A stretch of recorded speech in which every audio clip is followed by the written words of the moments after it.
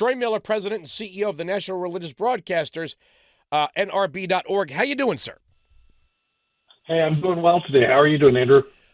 Is it true that Donald Trump is the first Republican or first president to attend the National Religious Broadcasters Convention? I believe it was in Nashville this year.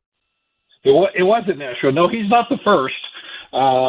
Reagan has actually spoken to the NRB. George W. Bush spoke to NRB, and actually, if you go back to as a candidate, Jimmy Carter spoke to NRB.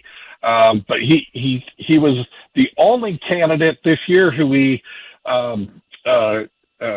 sent an invitation to that accepted. So we sent one out to, at the time, Nikki Haley was still on the ticket. She was still in the top. And, of course, the sitting president was invited, and Donald Trump was the only one that responded to us and came and addressed the NRB this year.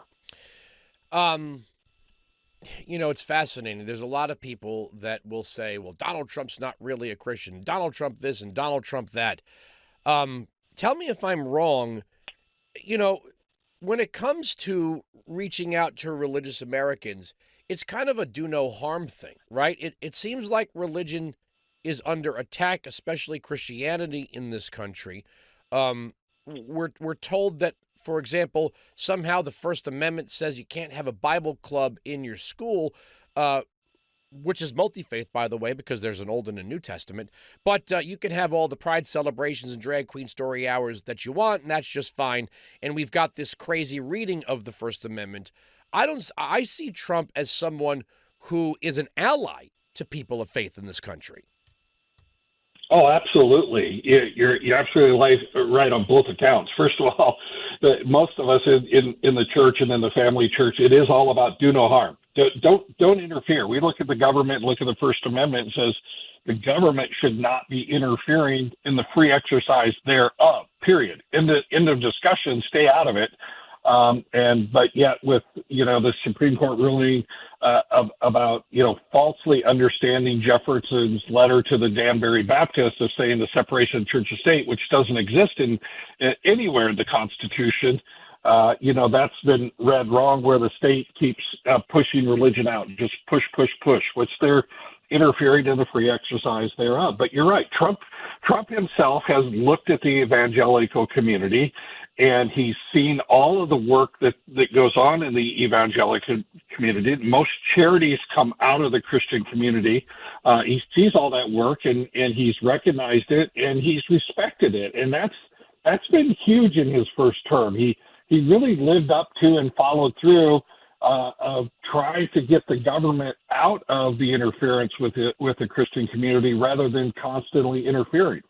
One of the things, look, anyone can play a gotcha on quoting Bible verses.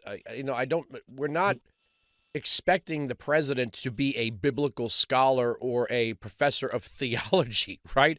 I mean, even Mike Huckabee has said that. Like, again, it's back to the do no harm. Yes, Mike Huckabee is obviously somebody who can quote chapter and verse, but most people can't. And to say, well, and then for Democrats to actually try to point that finger at someone like Trump or any Republican who fails their version of a litmus test, is like, well, let's talk about you guys. Yeah. Talk about hypocrisy on the Democrat side to point that finger. But you're right. Nobody I talk to is looking for Trump or any other person in the presidency to be the pastor in chief. That's not the role there of the president. They're looking for a commander in chief, but they're also looking for somebody who is going to govern fairly and not let their own ideology govern and attack, people who they think are on the other side. And look, that's what we've seen recently go on, especially with this administration. Christians feel like they're under attack more now than ever. The FBI shows up and knocks on the doors of Catholic pro-lifers. You have pro-lifers who protest or just simply praying at abortion clinics, and they've been harassed and arrested far more than anybody who has actually done physical damage and violence to pro-life clinics and pro-life institutions and organizations. Look, the FACE Act, which was meant to protect both institutions on both sides, has been used over 100 times on pro-life demonstrators and less than a handful of times on the pro-choice, pro-abortion demonstrators there. And that's the problem with this government. And look, Trump, at our own conference, Trump said, look, he's going to come back in and restore that balance. That's what we're looking for, that kind of a balance. You know, believing in religious liberty and promoting religious liberty, this might be a little controversial, but if somebody said, well, I'm an atheist, but I do believe in religious liberty because that's what the Constitution says. That's what this country was founded on. So I might not participate in it, but I will actively promote the freedom of religion because that's what it means to be an American. It's kind of like free speech. I don't agree with what you're saying, but I'll fight to the death for your right to say it. And we've gotten lost in that. And I'm going to point something else out. And I'm not trying to start a religious debate here. But when you see school districts that have, let's say, the Ten Commandments, and they say, well, that's a violation of the First Amendment. That's not establishing a religion because more than one religion, Jews and Christians, abide by the Ten Commandments. So it's not a religion. It's multi-faith when you're dealing with that. When you're dealing with people who want to have a Bible club for the purpose of studying or praying in a public space, that is not forcing anybody else to affirm anything. It is just saying we are practicing our religion freely and openly, as the Constitution says. They say, no, that's a violation of the First Amendment. Yet you could look at many places, and I'm not trying to indict Muslims on this. I'm going to make the point that lots of provisions have been made. For example, in New York City, the same permits you would need to broadcast something in a public space has been amended to allow the Muslim call to prayer to be at a certain volume that you would normally need a permit for. In other parts of the country, specifically in Michigan, they use public utility poles, right? Now, nobody rushes in with a lawsuit and says, hey, wait a second, that's a violation of the First Amendment. You can't use public utility poles for the Muslim call to prayer. You can't have it at this volume. This decibel level requires a permit. A lot of space has been made for one particular religion, while the other religion's told it better keep it to itself. Yeah. Well, I couldn't agree with you more. And look, if not only that, as you said, in the schools, let's step back from just putting, say, the Ten Commandments up on the wall of the school. Let's just say if you're a teacher and you want to put the Ten Commandments up in your personal space on your desk. Now, the schools would allow you to fill that with pride flags or pro-abortion, anything else you want, but you can't put anything up there that's going to affect your faith. Even if you're not telling your students, yeah, you guys must pray, or you guys must read this, or you guys must follow that. You know, Christianity has been marginalized in this country. Something the founding fathers, I think, if they came today, and Jefferson in particular, would look at the situation today and go, whoa, you guys have this completely wrong. You are actually, all of this is in violation of the First Amendment. This is not supporting it today. But again, I think if you look, Andrew, at the far left, they don't look at any of those other groups as a threat to what they're trying to accomplish, whereas Christianity, with its morals, values, and Judeo-Christianity, with the morals, the values, and the principles there, those are the threats to what they're trying to accomplish, to move the state into being God and not to let people have their individual faith that they want to hold, whether it's in Judaism, Christianity, Muslim, Islam, whatever it is. The state wants to replace all that. But Christianity, because this is a Christian nation founded on those Christian principles, Christianity is the biggest roadblock to them. But it's also, there's a difference between this alleged Christian nationalism that they keep promoting, right? Saying this like, there's this boogeyman out there, like Mike Johnson has his way. It's one thing to say, well, when the majority of people have a faith, you say, well, this is a majority Christian nation. That doesn't mean it's Christian nationalism. This nation has many religions. as does Israel, right? Israel's the Jewish state, but Christians live and are treated equally under the law in Israel, serve in the military, serve in the government, serve at all levels of society in Israel. You could take a guy like Vivek Ramaswamy, who a lot of conservatives and conservative Christians like. He's a Hindu, and he'll say, look, I'm a Hindu, but I respect your faith, and we have to have the freedom of religion, so, for that purpose. But you have this. What is your take on this, like, alleged white Christian or Christian national, whatever they're calling it, this future specter of Christian nationalism? Oh, it's the biggest red herring boogeyman that they're trying to create out there. Look, everybody who governs, whether you're a Christian that got elected to office, you're a Muslim that got elected to office, you're Jewish, or you're a full secular atheist, everybody who governs behind them has some worldview.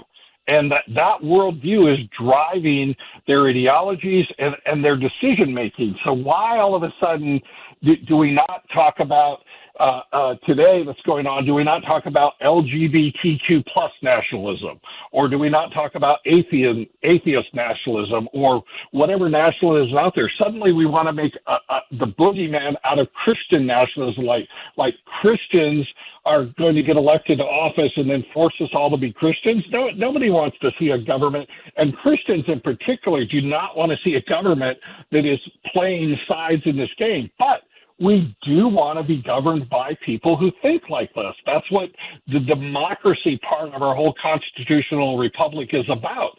We want to be governed by people who think like us. And that's wrong for Christians, but it's right for everybody else out there. So there is this Christian nationalism idea that suddenly Christians are going to get in and the government's going to come out and say you all have to be, evangelical Christians to go to church.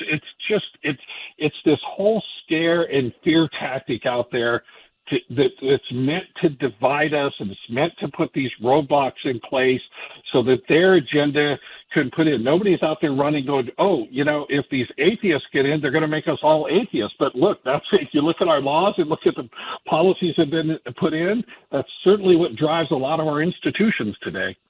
Yeah.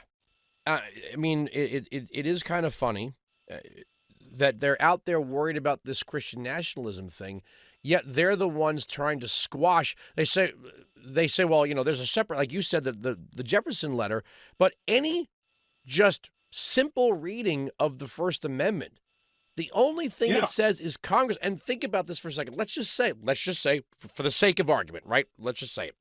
There was no Jews or Muslims or Hindus or Buddhists or atheists. Well, Christianity has Presbyterians. It has Pentecostals. Yeah. It has many sects to the one religion. Who would be in charge then, right? That's also a reason why you don't want, when you say a religion, well, there's more to it than a religion, because there's a multifaceted, network of churches that are different from one another. Lutherans, for example. Right. But what Congress is not allowed to do is say, okay, the United States will have its own version of the Anglican Church, and that is the only religion and the only church that's allowed, and it will be, we don't know what sect it would be. But at the same time, they said Congress can pass no law respecting an establishment of religion, but it also protects the free exercise thereof. And that's the part that has been lost in this discussion. You're absolutely right. That's the part that's been lost. Everybody talks about the First Amendment as the Establishment Clause, and that's only half of the case here. You put your finger right on the biggest problem that's going on today. Is the government has consistently and is constantly interfering in the free exercise of. But by the way, the Supreme Court, even over the history of the Supreme Court, while institutions are forbidden to do that, the court has constantly said, as in the recent case with Coach Kennedy, that individuals have that right. That's why Kennedy won his case at the Supreme Court, to say I have the right to kneel and pray as a citizen of this country, as a person of faith, I can kneel and pray. I can't compel anybody else to kneel. But if anybody else kneels to pray with me, just because I happen to be a coach in a school system doesn't make that a government-sponsored event that's somehow crossed the establishment clause. And so at least the courts have recognized that and recently recognized that.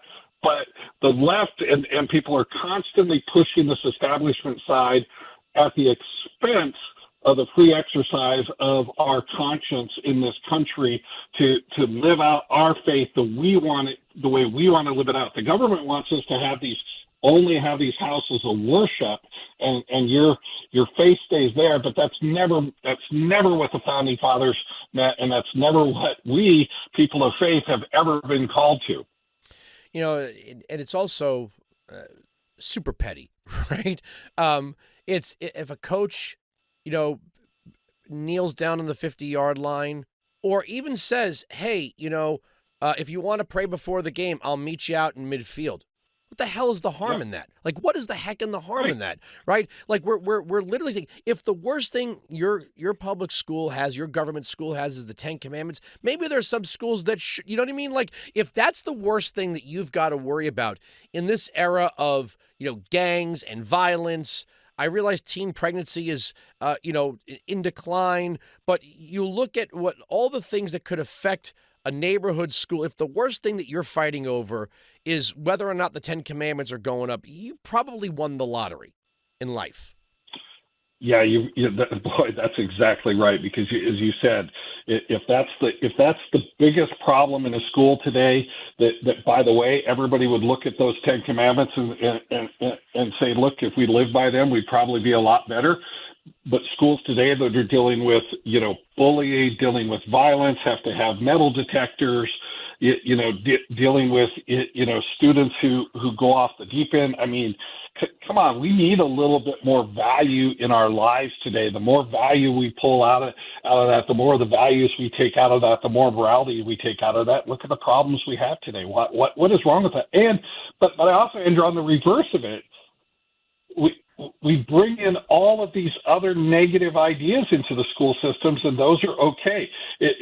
Today we have to take the 10 Commandments out, but we have to teach, kindergartnners and elementary school students. We have to teach them about, are you sure you were born with the gender you think you have? We're going to teach them this. And if they happen to just say, well, I think I'm a little boy says, I think I like little girls things, then all of a sudden we're going to, not only are we going to take that kid and indoctrinate and all of that, if the parents get involved in certain states, in the state of California, we're going to take the parents totally out of the loop of that. So that's okay, but the 10 Commandments aren't.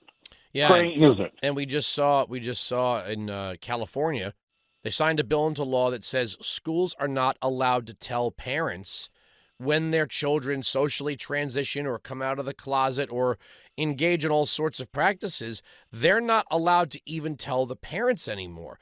If you're concerned about the 10 Commandments going up or whatever it is, well, it's sort of, I don't want to say backlash, but it's the pendulum swinging. You've brought too many things into the classroom that are inappropriate, and now people are reclaiming. That's right. The people are reclaiming the pushback today. The whole school choice movement that's had great success over the last couple of years. The homeschool movement that's going on is we're seeing all of this pushback. We want our kids to go to school and learn to read, to write, to be able to do math, to understand the history of our country. We don't want them to go be indoctrinated on things that we as parents oppose, and then they have school systems to say, and we're going to hide that from you as parents so you don't know that, or if you do know that in certain states, we're just going to remove the children from your home. Yeah, there's a huge pushback on this. And look what happened at the Health and Human Services over the last couple of weeks. I'm an adopted father of 4 kids. We have 4 wonderful children that God was able to place into our home. And now HHS says if you want to be a foster care parent and you want to be a adoptive parent in America, you have to sign this agreement that says if your foster kid or your adoptive kid suddenly says that they want to transgender, or they want to go to the opposite direction, you have to sign that as a parent you will fully support that. Otherwise, you can't be involved in the adoption or foster care system. Christians make up the majority of the compassionate people that do this, and now the government has said you guys cannot be involved in this. That is the government stepping into the free exercise of. They're saying your conscience, your faith, that doesn't matter. You have to believe what we believe as a government if you want to participate in those activities today. It just sickens my heart. Well, I got to take a break. We went, 8 minutes long. But it's all right. We're satellite radio. We can, play with our clock a little bit, but I do have to take the break and get back on clock. I think religious broadcasters are going to be a powerful force this year, probably more powerful than they have been in an election in a long time, not to downplay, but I have to take the break. Troy Miller, President and CEO of the National Religious Broadcasters, nrb.org. Thank you so much for joining us. Thanks for having me today.